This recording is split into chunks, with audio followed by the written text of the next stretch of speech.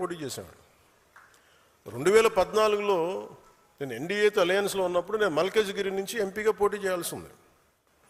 But నేనేమనుకున్నానంటే, ఎందుకు చెప్తున్నాను ఇదంటే, నేను ఒక పార్టీని నడపాలి, ఇది సమాజంలో మార్పు పట్టుకు రావాలంటే నాకు తెలియాలి కదా కష్టం. ఒక కమ్యూనిస్ట్ నాయకులను చూస్తే కింద క్షేత్రస్థాయిలోకి వెళ్ళారు, నలిగారు, దెబ్బలు తిన్నారు. ఒక కాంశీరామ్ దెబ్బలు తిన్నాడు, నలిగారు.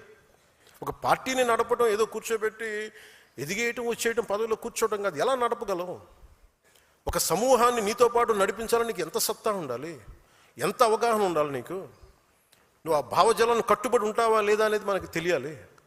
అందుకని ఇవన్నీ నిర్ణయించుకొని ఒక దశాబ్దం నేను నలుగుతానని నిర్ణయించుకున్నాను. అది 2007 నుంచి మొదలుపెట్టిన ప్రయాణం 2014-18 దాకా అలా నడుస్తూనే ఉన్నాను. నలిగాను దశాబ్దం. ఆ తర్వాత 2019 చేశాను. ఎంత గెలుస్తానో తెలియదు, ఓడిపోతానో తెలియదు. బట్ అసలు ఐ వాంటెడ్ ఎక్స్పెరిమెంట్. చూద్దాం ఏం జరుగుద్దు. దెబ్బ తినకుండా ఏది రాదు. అదే 2024కి దాని గురించి మళ్ళీ వివరిస్తాను మీకు. అంటే ఇవన్నీ నేను ఒక పార్టీని నడపడానికి ఎంత బలం ఉండాలి, ఎంత భావజాలం ఉండాలి, ఎన్ని కఠినమైన పరిస్థితులను ఎదుర్కొంటే తప్ప నేను నడపలేని పార్టీని. ఈ రోజున అందరూ నన్ను వదిలేసిన నేను పార్టీని చాలా ధైర్యంగా ముందుకు తీసుకెళ్ళగలను. ఆ ధైర్యం నాకు ఈ సుదీర్ఘ పుష్కర కాలం నాకు ప్రయాణం నాకు ఇచ్చింది. నాకు